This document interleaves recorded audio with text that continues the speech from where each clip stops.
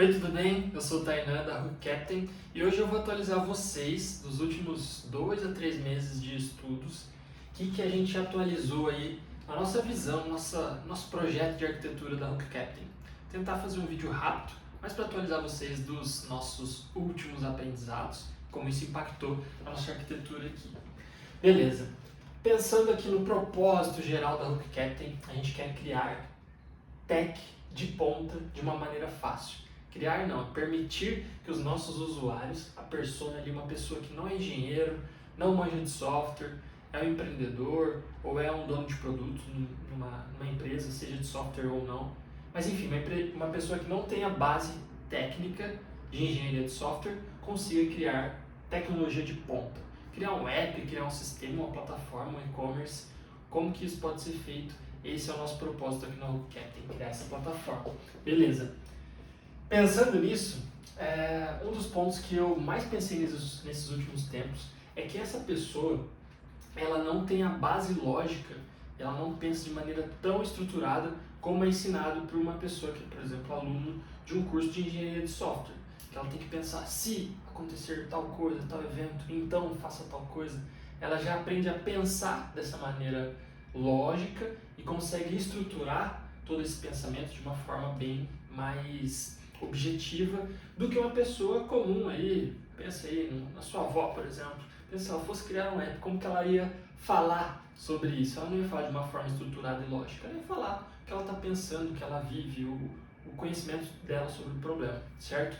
Então, por isso, nos últimos 2 meses eu estudei principalmente essa primeira parte, que faltou escrever, NLP, que é a transformação de linguagem natural em algum tipo de estrutura que a gente consiga entender o que essa pessoa jogou como entrada para o sistema de maneira natural, então linguagem natural falada mesmo, áudio ali, traduzir isso para algum tipo de texto e daí transformar todo esse texto, então por exemplo, cria um app de ônibus que tenha linhas, horários de saída, horário de chegada, que tenha motoristas, nome dos motoristas e que eu possa pagar a minha passagem com os saldos de passagens que eu tenho na minha carteira dentro do meu app.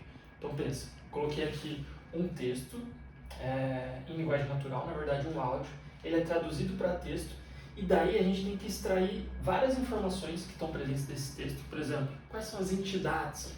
Pensando lá na UML, que é um modelo muito mais baixo nível, mais perto ali do código, só repassando aqui, linguagem natural, ontologias, já vou falar um pouquinho sobre o que são, UML e BPMN, a gente já falou bastante sobre isso, são modelos de software padrão aí no mercado, e o código que seria o produto final, porque a gente quer que isso aqui gere realmente um produto final, não é só brincadeirinha ali, não. A gente quer que gere algo que outras pessoas possam instalar nos seus próprios apps e usar.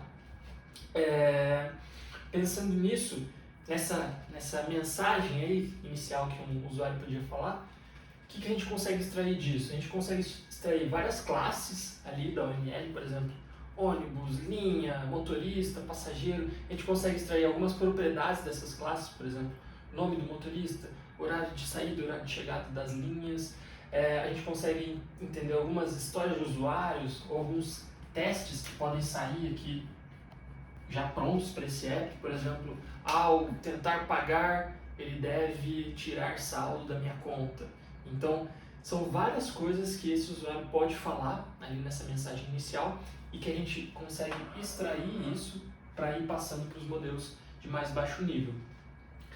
Essa aqui é um grande aprendizado meu, que é nos últimos 2 meses, né? Que são as ontologias. Por quê? Eu vinha pensando antes que forma que a gente consegue extrair a informação desse texto, por exemplo, as entidades, os eventos, as classes, e traduzir isso para daí a gente gerar, por exemplo, diagramas UML, BPMN, que já tem várias formas de transformar eles em código. E cara, os diagramas eles são resultados da transformação.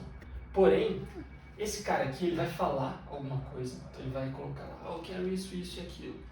Mas depois disso, ele vai ter que evoluir todo esse domínio. Putz, eu falei que ia ter só alguns horários, mas na verdade tem vários horários. Eu falei que era um motorista por linha. mas na verdade podem ser vários motoristas, eu posso substituir um motorista. Ah, eu esqueci de falar que esse app tem que permitir que o usuário reporte uma ocorrência, certo?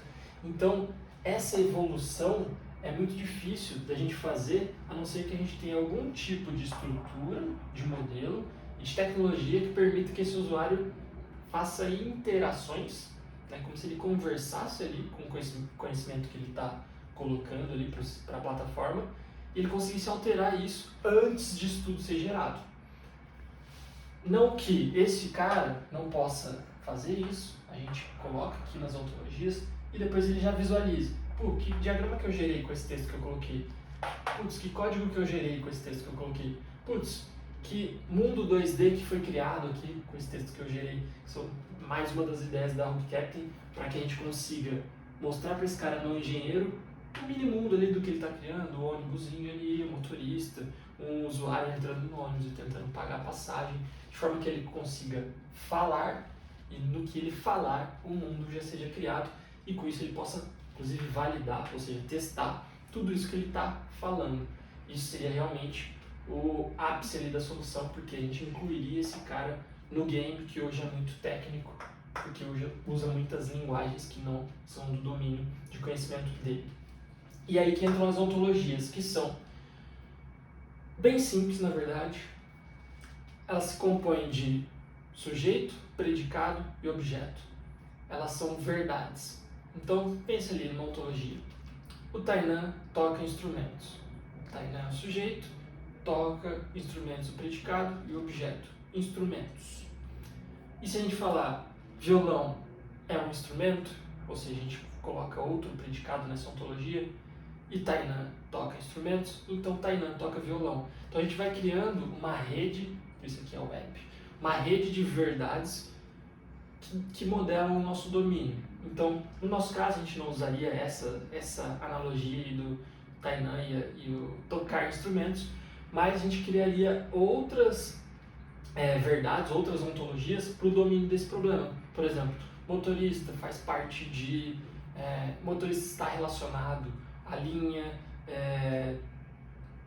horário de saída e horário de chegada são propriedades de uma linha, entre outras, um evento ali, o pagar é um evento pertencente ao usuário, que o usuário executa. A gente conseguiria modelar essas informações que esse usuário está passando aqui em linguagem natural, numa tecnologia de ontologias. Inclusive, ele poderia questionar essa base de conhecimento que ele está criando, ou seja, ele poderia perguntar para o sistema já nessa fase, quais linhas que eu criei? Não, você não criou nenhuma linha. Então agora eu quero que crie, então ele fala em linguagem natural de novo, quero que crie a linha 242, Jardim América, 243, Jardim Liberdade e 312, que é Jardim Requião. Beleza, criou, transformou em conhecimento. E agora ele pode perguntar, quais linhas eu tenho? E o sistema voltaria ali, ainda em fase de conhecimento, não em fase de código, nem em fase de diagramação, que tipo de conhecimento ele está criando ali. Então poderia ter uma conversa aqui entre esse usuário e essa base de conhecimento. E com isso, a gente tendo aqui não só o início, que é a fase inicial, ele fala, cria um app que faça isso, isso, aquilo. A gente teria a evolução, em que ele evoluiria primeiro essa base de conhecimento, ainda em um modelo alto nível, e depois sim, ele indo para modelos mais baixo nível, por exemplo, ML, EPMN e lá em código. Só um exemplo ali do baixíssimo nível, ele criou aqui, está criando linhas, motoristas e tal, mas lá na frente ele vai ter um app que ele gerou. E ele quer, por exemplo, que, esse botão eu quero que ele esteja 20 pixels mais para baixo. Cara, você percebe que isso é muito mais focado lá na solução, lá na ponta. É muito diferente, eu quero um app que faça isso, faça aquilo. É muito mais específico, é muito mais baixo nível. Então, seguindo o ciclo de desenvolvimento de software, quando chegar mais perto desse fim, mais perto da implementação, ele vai trabalhar muito mais esses modelos mais baixo nível. Código, ele vai estar olhando muito mais para cá. Mas no começo que é o nível de análise, de projeto, ele vai estar olhando muito mais para cá. No conhecimento que ele tem, na análise sobre esse problema, e daí trabalhando muito mais aqui com as ontologias. Bom, isso é o que eu consigo atualizar vocês até agora. Estou estudando bastante como a gente vai extrair isso, provavelmente com inteligência artificial, usando algum modelo de transformers pago, e é isso. Eu espero que vocês tenham gostado do vídeo, curtam, se inscrevam e a gente volta em breve. Até mais, valeu!